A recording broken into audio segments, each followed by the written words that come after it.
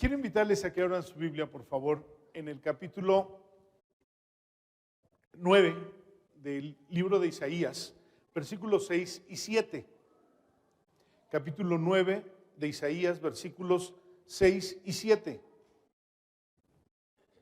Un pasaje que conocemos muy bien, y voy a darle lectura a este pasaje que dice así: porque un niño nos es nacido, hijo nos es dado, y el principado sobre su hombro, y se llamará su nombre Admirable Consejero, Dios fuerte, Padre eterno, Príncipe de paz.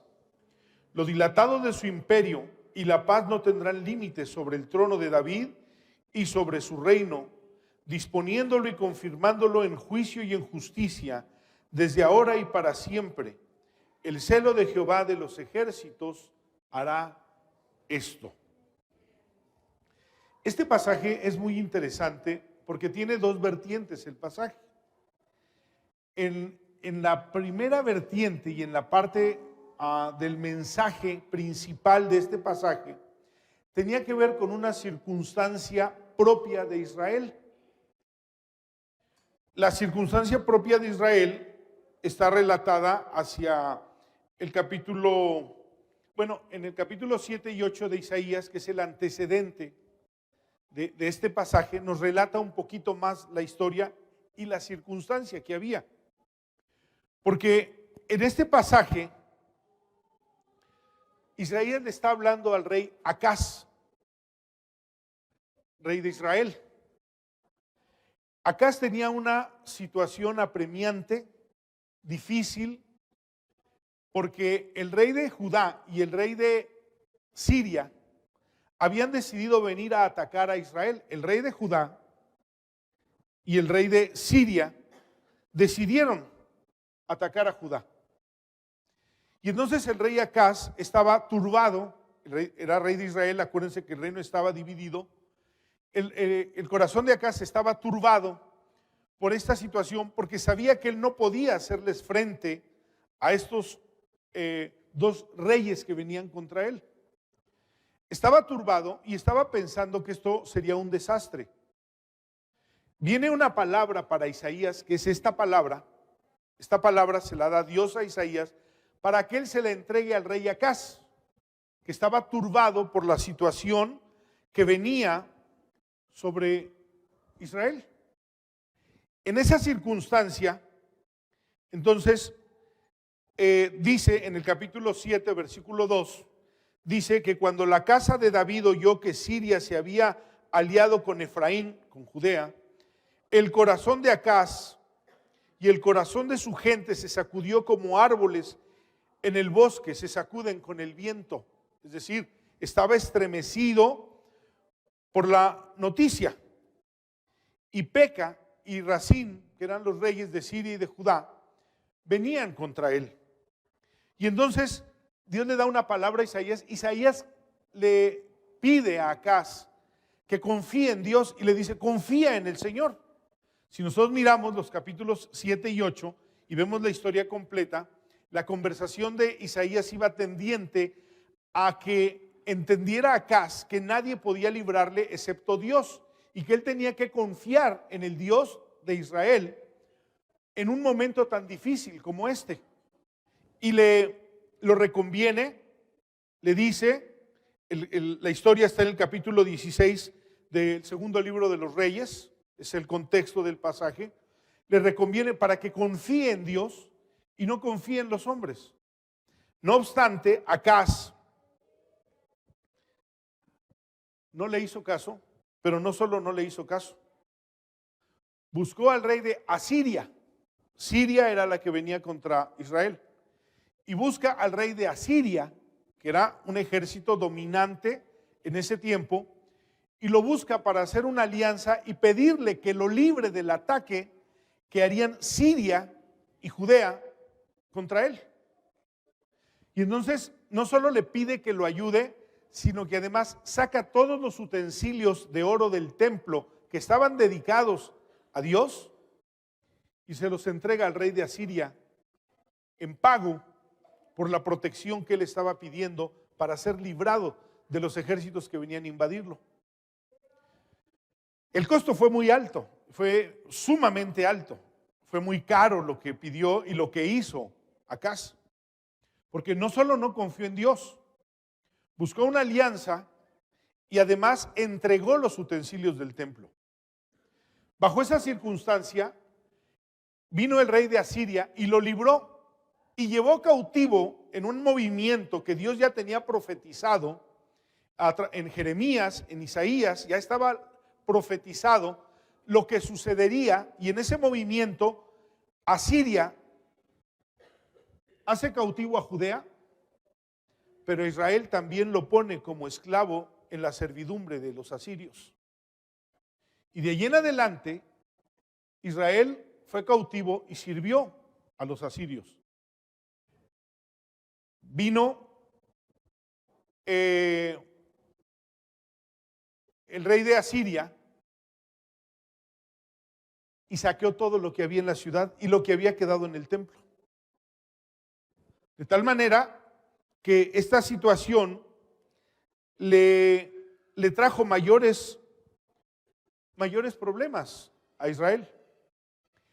Había venido la voz del Espíritu de Dios a través de Isaías diciéndole a Israel que el pueblo que andaba en tinieblas vería gran luz y que luz les resplandecería. Era un mensaje directo para Israel. En una segunda vertiente, era un pasaje mesiánico que también hablaba de Dios y hablaba del reinado de Cristo y cómo Cristo vendría a libertar del cautiverio a Israel, no en el aspecto militar, sino en la necesidad real que tenía Israel. Por eso el escenario que tiene allí dice: el pueblo que andaba en tinieblas vio gran luz. ¿Por qué? Porque era, primero, era un mensaje que si Acaz era capaz de confiar en Dios, Dios lo iba a sacar a la vida. Pero era un mensaje mesiánico para todos los tiempos, hablando de Cristo y de lo que Cristo sería capaz de hacer por toda la humanidad. Este pasaje se relaciona directamente con el pasaje del capítulo 4 de Daniel. En el capítulo 4 de Daniel está la visión de Daniel que Dios le da acerca de aquella imagen que tenía oro, que tenía plata, que tenía bronce y tenía barro. Y que eran 4 reinos que a partir de ese tiempo de Daniel, que esa profecía viene años después de la de Isaías capítulo 9, versículo 6, para volver a anunciar el reino de Dios entre nosotros. Tiene una relación muy estrecha. Y entonces, en la primera parte, cuando el rey de Asiria toma dominio sobre Judea y sobre Israel, Tiglat-Pileser, que era el rey de los asirios, parece que todo se termina para Israel, el proyecto que Dios tenía para Israel. Por eso era importante entender que este pasaje del capítulo 9 de Isaías trascendiera para que Israel siempre tuviera en el horizonte una palabra de Dios, una palabra profética de lo que Dios haría a pesar de la circunstancia que estaba viviendo en este momento Israel. Dios siempre trata a su pueblo de una manera tan clara, tan maravillosa, que a pesar de las circunstancias adversas, siempre hay una palabra que atraviesa la circunstancia de nuestra vida y nos hace mirar a un momento de redención de Dios para nosotros, sea el momento que sea, la circunstancia que sea. Eso es algo característico de Dios en su relación con nosotros. A veces les he dicho, cuando estamos atravesando una circunstancia adversa, pidámosle a Dios una palabra con la que podamos sostenernos y que pueda ser nuestra luz y nuestro horizonte en medio de la prueba y de la dificultad. Dios siempre quiere darnos una palabra para sustentarnos en los tiempos difíciles. Pues esta palabra cruzaba como un cordón hasta el propósito eterno de Dios para que Israel supiera que este no era el momento en el que Israel se había acabado como pueblo de Dios. Vendría un momento de la redención y anuncia esta palabra. Por eso les digo, esta palabra tiene dos vértices.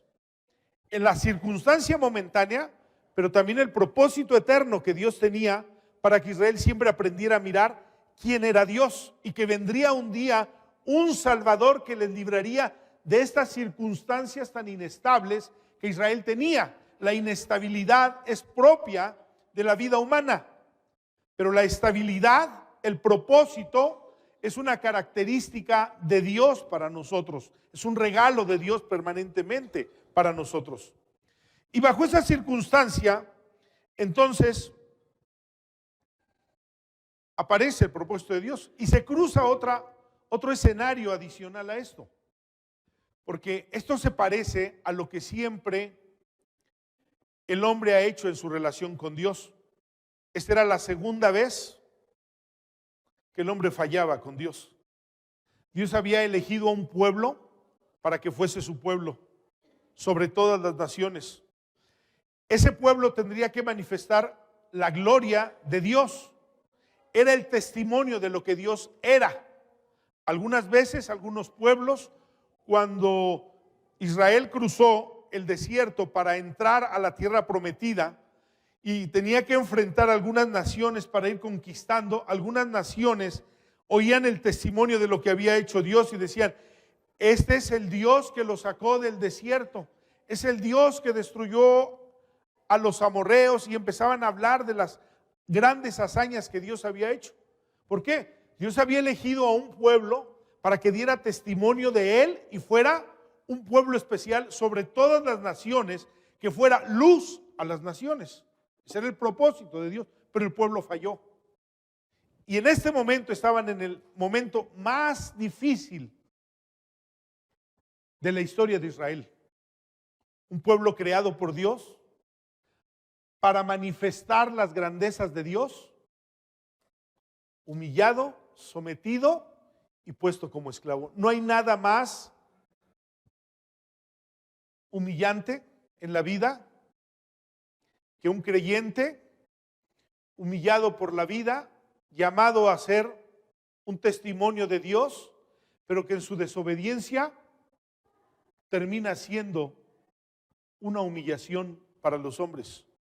Ese era el pueblo de Israel. Siglos antes había habido una historia parecida, cuando Dios había creado a Adán y a Eva. Los hizo como la obra maestra, como la obra cúspide. Algunas veces hemos hablado lo que Dios pensaba del hombre cuando lo creó. A Dios no le tomó por sorpresa la caída del hombre. La Biblia dice en Efesios capítulo 1 que desde antes de la fundación del mundo ya habíamos sido escogidos en Cristo. Es decir, a Dios no le tomó por sorpresa que Adán y Eva pecaran. Fuimos escogidos en Cristo antes de la fundación del mundo. Pero también dice que el plan de la redención, según Efesios 1, fue gestado antes de la fundación del mundo, pensando que el hombre iba a fracasar. Realmente el creyente, el Hijo de Dios, fue gestado en dos operaciones divinas. La primera cuando fue creado, pero la segunda cuando le fue impartida la vida de Dios. El apóstol Pedro dice que somos participantes de la naturaleza divina. Como que fueron dos momentos de Dios. No le tomó por sorpresa, sabía lo que iba a pasar.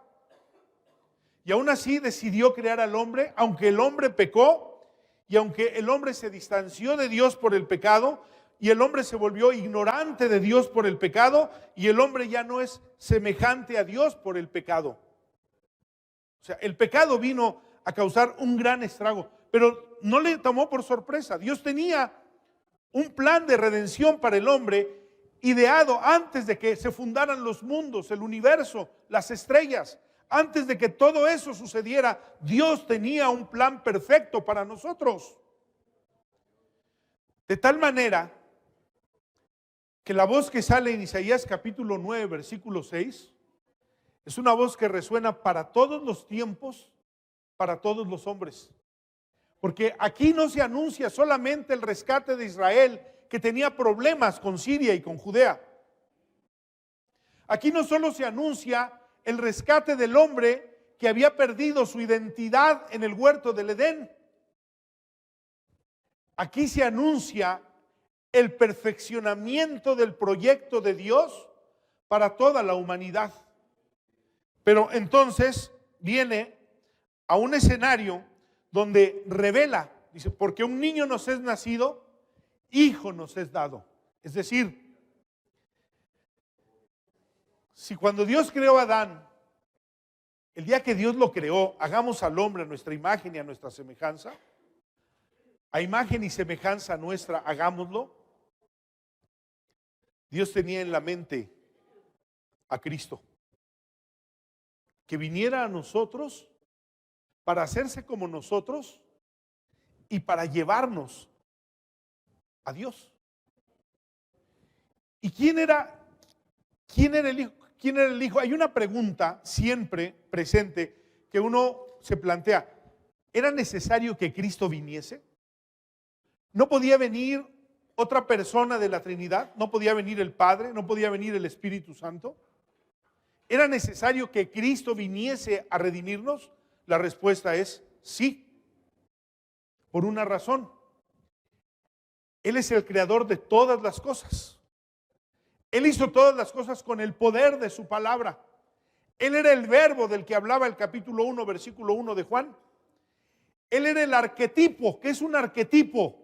El modelo sobre el cual se hacen las cosas. Un arquetipo es perfecto. Digamos, si yo quiero reproducir esta botella, este es lo que quiero reproducir, esta es perfecta, porque esto es lo que yo quiero reproducir, y este es el arquetipo.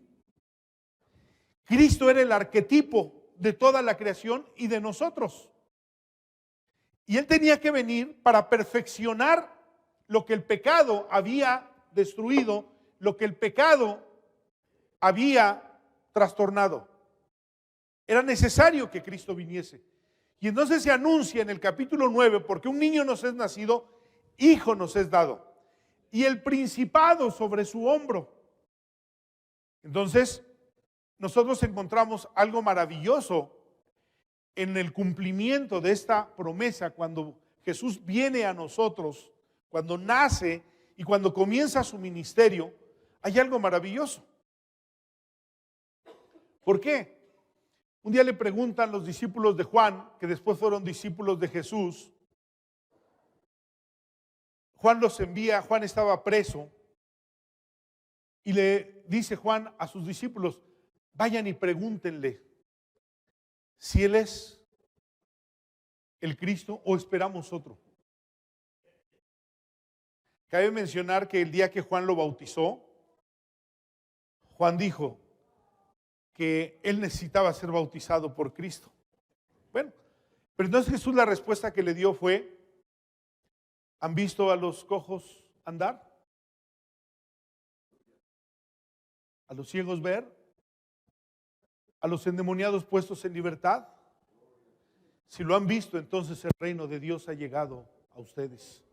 El pasaje decía: un hijo nos es nacido, un niño nos es nacido, hijo nos es dado, y el principado sobre su hombro. El hijo que vino era el Hijo de Dios, tenía la naturaleza de Dios. Él había venido a nosotros. El Espíritu Santo lo había puesto en el vientre de María, porque Él no tenía la naturaleza que nosotros tenemos. Si Él habría tenido la naturaleza que nosotros tenemos, no era la propiciación perfecta por nuestros pecados. Pero se hizo como nosotros, vivió como nosotros, y trajo el reino de Dios a nosotros. Y entonces, cuando la Biblia habla de la predicación de Jesús, dice que Él predicaba que el reino de los cielos había llegado a nosotros. Él estaba anunciándolo. Pero había algo muy interesante aquí, porque entonces vemos, por ejemplo, el comienzo del ministerio de Jesús. Algunas personas dicen que cuando Jesús era chiquito, Si ustedes leen sobre todo esa tontería del caballo de Troya, de JJ Benítez y toda esa mugre, pues que hizo milagros y que resucitó un muerto y que no. La historia nos dice o nos da a entender implícitamente, sin que lo diga literalmente, que el padre de Jesús había muerto. Y uno pregunta, ¿y por qué no lo resucitó? Bueno, su ministerio no había comenzado. Hubo una voz de aprobación cuando él fue bautizado, que surgió en el momento que él fue bautizado y que dijo, este es mi hijo amado. Observemos las tres voces que hubo cuando el cielo habló de Jesús o dio testimonio de Jesús. Es muy interesante lo que esas tres voces dijeron, pero la primera voz dijo, este es mi hijo amado, en él tengo complacencia. Quiere decir que Dios estaba aprobando la vida de Jesús durante los 30 años que antecedieron a su ministerio. Que en él no hubo pecado. Y que la voz del cielo estaba dando testimonio literalmente de que su vida había sido acepta delante de Dios y que Dios se complacía en la vida que Cristo había tenido esos 30 años de su vida. Ahora que venía su ministerio, viene algo muy interesante. Viene al Jordán para ser bautizado por Juan el Bautista. Para nosotros el bautismo en agua significa una identificación con Cristo. Somos identificados con Cristo en su muerte y en su resurrección. Pero viene Jesús para ser bautizado y Juan le dice, no, yo necesito ser bautizado por ti. Jesús le dice, es necesario que esto se cumpla. Y entonces Juan bautiza a Jesús. Es un momento maravilloso el momento del bautismo de Jesús. Para nosotros es identificarnos con Cristo, pero para Jesús era el momento de identificarse con nosotros como pecadores. Por eso le dijo a Juan, es necesario que esto se cumpla. Él había venido y su ministerio tendría que comenzar haciéndose como nosotros, participando de carne y sangre como nosotros, como dice Hebreos. Y entonces Jesús fue bautizado y en ese momento tomó su identificación con nosotros, se hizo como nosotros. Al que no cometió pecado, por nosotros se hizo pecado, dice la Biblia. De tal manera que su ministerio estaría marcado durante 3 años para ser llevado al momento del cumplimiento del propósito de Dios, hacerse pecador como nosotros, el bautismo, y morir por nosotros en la cruz del Calvario. Un niño nos es nacido, hijo nos es dado, y el principado sobre su hombro. Un imperio, un dominio. El capítulo 4 de Daniel ya había marcado ese dominio. Entonces se marcaron los 4 imperios de la tierra. El imperio babilónico, a quien Daniel estaba revelando el sueño, que era a Nabucodonosor. Y él era la cabeza de oro. ¿Por qué? Su reino, que dominó al mundo, dependía solo de su poder, de su voluntad y de su decisión. Nunca un reino fue tan fuerte como el imperio babilónico. Y aunque el imperio romano, que duró 600 años, fue más grande, más dominante y abarcó más, acuérdense que los césares se elegían en el Senado, no dependían de un solo hombre, a diferencia de Nabucodonosor. Y entonces ahí se marcan los 4 reinos que vendrían sobre la tierra. Babilonia, después vino Ciro, rey de Persia, que Ciro, rey de Persia, fue profetizado 200 años antes de que naciera, con su nombre. Después del imperio persa viene el imperio griego, y después del imperio griego viene el imperio romano. Pero entonces dice la visión de Daniel que viene una piedra, dice que no fue cortada de ningún lado, es decir, vino esa piedra repentinamente, apareció esa piedra. Era el reino de Cristo. Y dice que dio contra aquella imagen y los hizo polvo. Y los desmenuzó, dice. Y entonces la interpretación del pasaje dice que ese sería el reino de Cristo entre nosotros. ¿Dónde comienza el reino de Cristo entre nosotros? La iglesia. Cuando usted lee el capítulo 5 y 6 de Mateo, el capítulo 6 de Lucas, usted va a encontrar una predicación de Jesús, las leyes del reino. Él vino a establecer su reino entre nosotros. Nunca en la historia de la humanidad el reino de Dios se había establecido ni con Israel. Entonces en el capítulo 1 de Hebreos, dice, en el capítulo 1, versículo 1, dice, Dios, así comienza Hebreos, habiéndonos hablado de muchas maneras por los profetas, hoy nos ha hablado a través de Jesucristo. Él es el mensajero, Él viene a proclamar, a predicar su reino. El Espíritu de Dios está sobre mí por cuanto me ha ungido para dar buenas nuevas. Era la predicación del reino de Dios. Y el reino de Dios comienza su dominio a través de la iglesia. Claro, la consumación del reino de Dios en la tierra será cuando Cristo aparezca con la iglesia por segunda vez y sus pies vuelvan a pisar la tierra con la iglesia para establecer el reino milenial de Jesucristo. De ese reino estaba hablando. Pero entonces mire por qué el pasaje dice, un niño nos es nacido, hijo nos ha sido dado, y el principado sobre su hombro, el reino de Dios sobre nosotros.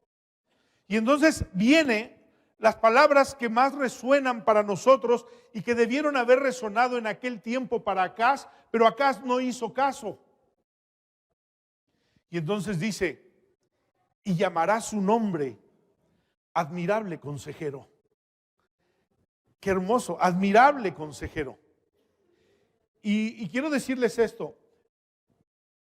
Cuando comienza el capítulo 9 de Isaías, habla de la tierra de Zabulón, habla del Jordán y habla del mar de Galilea. Si usted abre su Biblia en el capítulo 4 de Mateo, cuando Jesús comienza su ministerio, es el comienzo del ministerio de Jesús, el capítulo 4 de Mateo, está dando referencia de las mismas coordenadas que Isaías capítulo 9. Nombra las mismas ciudades, el mismo Jordán, el mar de Galilea, exactamente lo mismo. En ese momento se estaba cumpliendo la palabra profética de Isaías capítulo 9. Pero en ese capítulo 4 hay algo muy, muy hermoso que tiene allí en el comienzo del ministerio de nuestro Señor Jesucristo.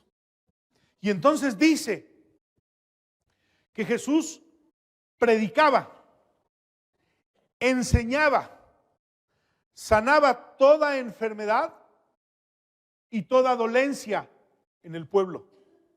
Dividir las partes de ese pasaje es muy interesante para ver por qué dice admirable consejero. Y entonces aparece la diferencia entre la predicación y la enseñanza. Predicar es proclamar. Jesús proclamaba el reino que había llegado a nosotros. Predicó. La gente no entendía, no comprendía lo que significaba que el reino de Dios había llegado a nosotros. Quienes hemos conocido hoy una relación con Dios a través de Jesucristo, entendemos lo que significa que el reino de Dios ha llegado a nosotros, porque el mundo, la muerte, el pecado y la ley no reinan más en nosotros, no gobiernan en nuestra vida. El reino de Dios ha llegado a nosotros.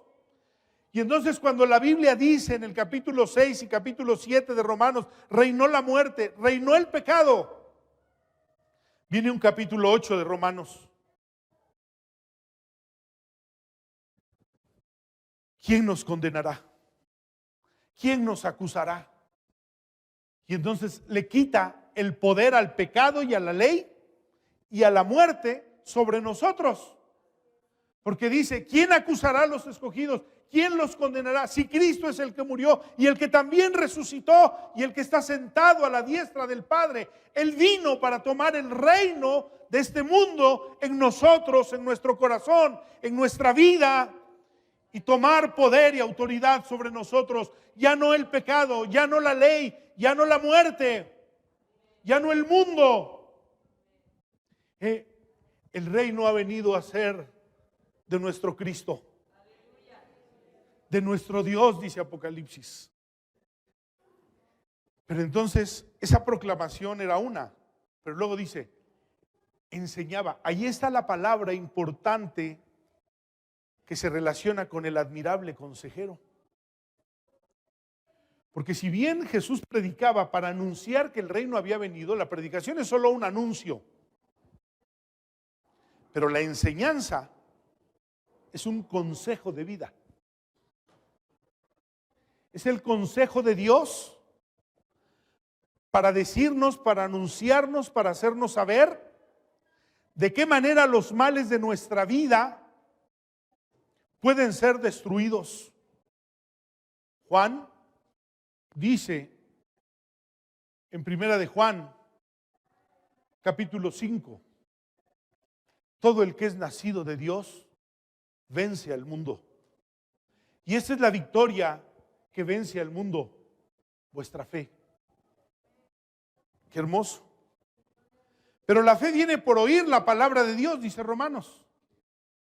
La fe viene por oír la palabra de Dios. Es decir, la fe no es una puntada con la que amanecimos para decidir, hoy decidí creer en esto. La gente decide hoy creer en la Virgen de Guadalupe y mañana decide creer en el Feng Shui y después decide que no era el Feng Shui, que es otra cosa, según amanezca. La fe es una convicción, porque es una palabra dirigida hacia nosotros, que cambia nuestra vida. Y cuando la Biblia relaciona que Él enseñaba, ese era su estilo de ministerio de Jesús, porque está en un participio, esa palabra. Quiere decir, ese es un estilo de vida. Y cuando dice que la fe se enseñaba y que Él enseñaba a la gente, le sanaba sus dolencias. Y la palabra allí, sanar dolencias, es terapeos. ¿Para qué es una terapia? Para habilitar y para sanar. Estábamos deshabilitados, estábamos desestructurados, nuestro matrimonio estaba roto, nuestra familia estaba destruida, nuestra vida estaba colapsada. Necesitaba un Salvador. Y entonces el anuncio de Isaías capítulo 9, admirable consejero, venía para anunciarnos que la palabra viviente de Él podía sanar nuestra vida, podía reestructurarla y podía traer a nosotros las virtudes del reino. Un reino de Dios sobre nosotros, sobre nuestra necesidad, sobre nuestra destrucción, sobre nuestro colapso. El reino de Dios ha venido a nosotros. Y entonces, el admirable consejero, en el capítulo 4, enseñaba, y cuando la gente le oía, dice, sanaba toda dolencia. Hay dos dolencias que tenemos en la vida, hermanos. Claramente identificamos la dolencia de una enfermedad. Nadie duda que eso es una dolencia. Pero hay otra dolencia de la que nos quejamos en la vida permanente y constantemente. Los problemas, nuestro carácter, el pecado, la destrucción que viene a nosotros permanentemente, nuestras necesidades. Y entonces, dice, sanaba toda enfermedad en el pueblo, pero también sanaba toda dolencia. La palabra tiene la capacidad de reestructurar nuestra vida. Si nosotros tenemos la capacidad de oír la palabra para estructurar nuestra vida, la palabra pondrá orden y nos dará vida. Por eso Juan dice, todo el que es nacido de Dios vence al mundo. Porque el nuevo nacimiento se daba, como se lo dijo Jesús a Nicodemo, Cuando Nicodemo le pregunta, ¿y cómo me voy a meter al vientre de mi madre? No, el que no naciere del agua y del Espíritu no puede ver el reino de Dios. Y allí está el punto importante, crítico, de una conversión o una no conversión. Porque a nosotros nos dicen, ora y dile a Jesús que venga a tu corazón. No, hermanos, eso no es nuestra conversión. Jesús lo dijo muy claro, del agua y del Espíritu. Y el agua era el bautismo de Juan, el arrepentimiento. Si no se arrepienten de sus pecados, no pueden ver el reino de Dios. Y el Espíritu, si no obedecen a Dios, tampoco pueden ver el reino de Dios. Es decir, si no hay un arrepentimiento de nuestros pecados y una disposición a obedecer, no pueden ver el reino de Dios, no pueden nacer de nuevo. Y ese reino del nuevo nacimiento tiene una ley, la palabra de Dios. El salmista ya habría dicho entonces, la ley de Jehová es perfecta, que convierte el alma. El apóstol Pablo le había dicho a Timoteo en el capítulo 3 de segunda de Timoteo, toda palabra es inspirada por Dios, útil para convencer, para instruir, a fin de que el hombre de Dios sea perfecto, enteramente preparado para toda buena obra, competente para toda buena obra. Es decir, ahí vemos la palabra del admirable consejero rehabilitando nuestra vida, haciéndonos aptos y perfectos para toda buena obra. Y entonces la palabra de Dios nos enseña a ser hijos de Dios, nos enseña a ser esposos y esposas, nos enseña a ser hijos, padres, nos enseña a ser buenos trabajadores.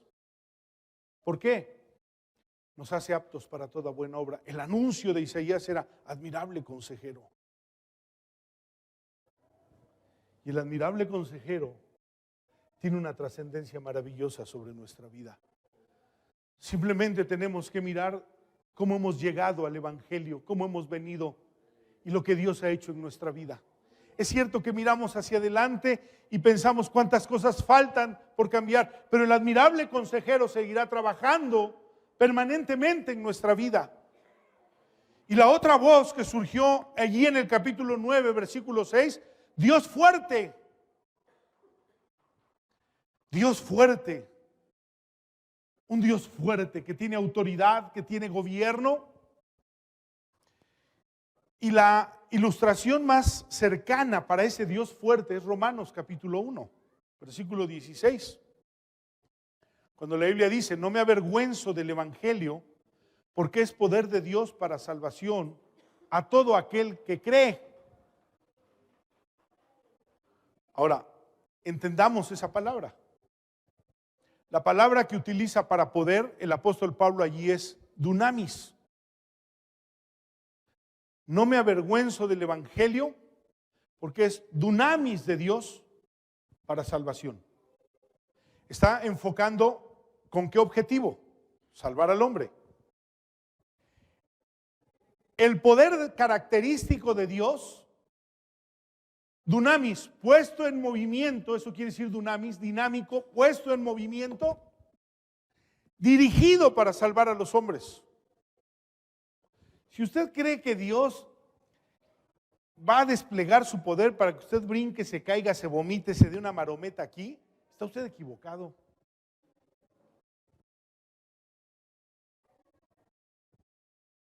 Usted quiere hacer un circo del poder de Dios y la palabra de Dios dice claramente que el propósito del poder de Dios es salvarnos. Dirigió su poder para salvarnos. Y entonces el pasaje se leería: no me avergüenzo del Evangelio, de la buena noticia de Dios, porque es el poder característico de Dios puesto en movimiento, dirigido para mí. Yo puedo pensar que mi vida tiene muchas carencias, muchas debilidades, muchos fracasos, que yo implico muchos problemas en mi vida, que yo implico muchos problemas. Yo puedo mirarme muchas y repetidas veces como un hombre fracasado. ¿Le ha pasado? Usted es muy bueno, ¿verdad? Yo me he visto muchas veces fracasado. Pero hay una palabra que surgió en Isaías capítulo 9, versículo 6, Dios fuerte. Y ese Dios fuerte es el poder característico de Dios puesto en movimiento, dirigido para salvarme. El que comenzó en ustedes la buena obra, la perfeccionará hasta el día en que estemos con Jesucristo. ¿Cuál es la capacidad del poder de Dios puesto en movimiento, dirigido para salvarme? El apóstol Juan dice en el capítulo 3 de su primera epístola, porque como Él es, nosotros también seremos, porque le miraremos tal cual es.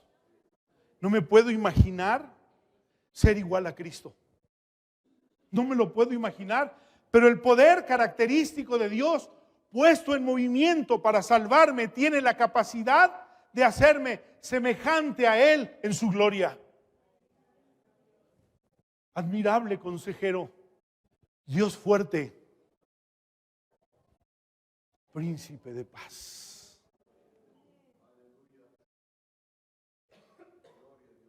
Son muchas las veces que la vida me ha inquietado y muy recurrentes, que la vida me ha espantado, me ha turbado y que ha sacudido mis emociones. Son muchas las veces. A veces me aterro por las cosas que pasan en la vida. Y a veces me conmuevo por las cosas que me suceden en mi vida.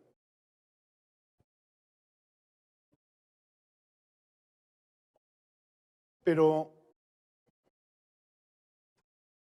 si en algún momento he conocido verdaderamente la felicidad y la paz, ha sido en los momentos más violentos de la vida. Me acuerdo que un día mi papá me dijo que en los años 70, cuando vivimos una crisis familiar, por muchas circunstancias que fueron convergentes, la enfermedad y la gravedad de mi mamá, la enfermedad de nosotros como hijos tres,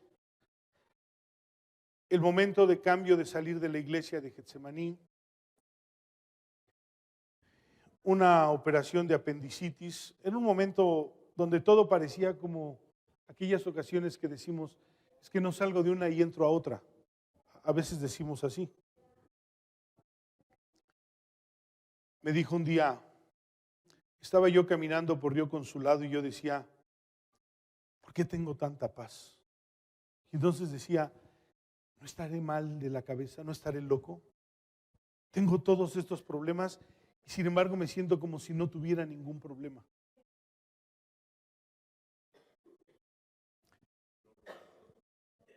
Estos días que han sido difíciles para nosotros, he llegado a probar la perfecta paz y la perfecta felicidad. Y ha habido días que he dicho, me siento tan feliz como si la felicidad fuera, esto fuera la perfección de la felicidad. Y no lo entiendo. He seguido de cerca la enfermedad de Beto. He platicado con él con frecuencia. Beto está entre la vida y la muerte cada día. Cada día. Literalmente. Hoy está con nosotros. Pero cada día está así. Y las últimas veces que he platicado con él me dice, pero no estoy preocupado y me siento muy bien. Y yo pienso, si yo estuviera en tu lugar estaría turbado y agitado. Me dijo, no, estoy bien. Y si Dios me quiere llevar, está bien. Y si Dios me quiere dejar también, está bien. Estoy muy bien. ¿Qué significan estos ejemplos? Tal vez usted tiene su propio testimonio al respecto. Pero estos ejemplos significan que el príncipe de paz trajo un imperio a nuestra vida, que no tiene relación con las circunstancias de la vida, sino que tiene relación directa con nuestra comunión con Él. Príncipe de paz. Y lo largo de su imperio no tendrá fin jamás. El anuncio de Isaías capítulo 9, versículo 6 es una palabra profética de la Navidad. Vendrá un Salvador.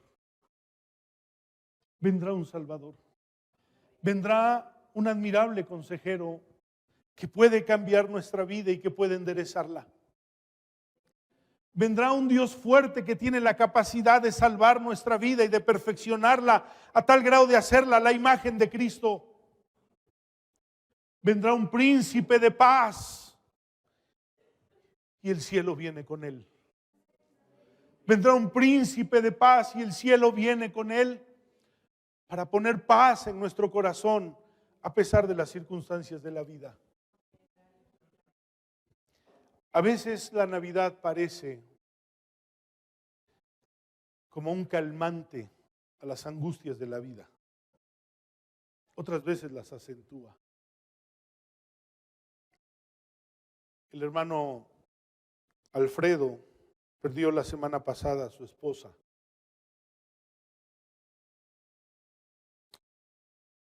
Y yo le pido a Dios, Señor, eso es terrible. Yo no lo conozco, pero he vivido esas referencias. Vendrá el príncipe de paz. Vendrá el príncipe de paz. Vendrá el príncipe de paz y hará un gobierno y un imperio y nadie podrá hacerle frente nunca. Y se establecerá en nosotros y lo dilatado de su imperio no tendrá fin jamás. Él ha venido a nosotros para quedarse eternamente con nosotros, para ser para nosotros el admirable consejero, el Dios fuerte, el príncipe de paz. Una pregunta conclusiva, o concluyente más bien, sería, ¿usted está buscando regalos? ¿Usted le ha pasado estos días pensando qué le va a regalar a alguien? Es curioso. Siempre vivimos humanamente deseando el dinero, porque el dinero es la fe del mundo. Y cuando le dan un poco más, se le queman los dedos por a ver en qué se lo gasta y a ver qué regala.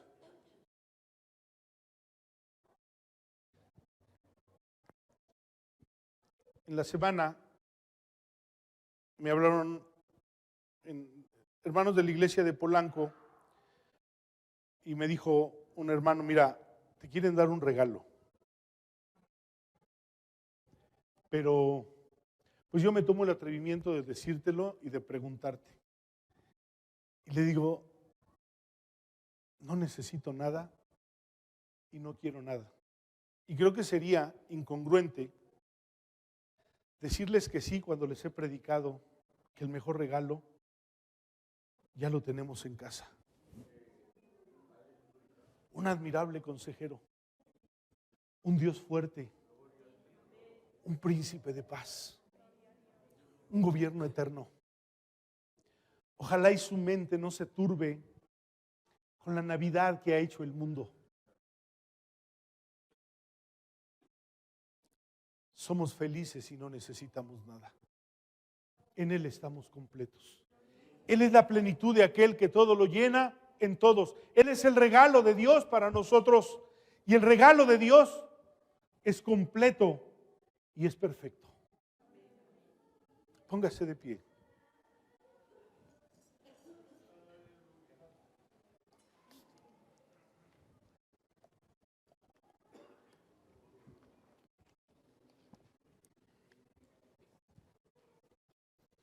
¿Está intranquilo? ¿Está angustiado? ¿Está preocupado? ¿Está triste? ¿Está melancólico? Traiga todos sus pensamientos esta mañana, agárrelos en un manojo y póngalos en la autoridad de Cristo.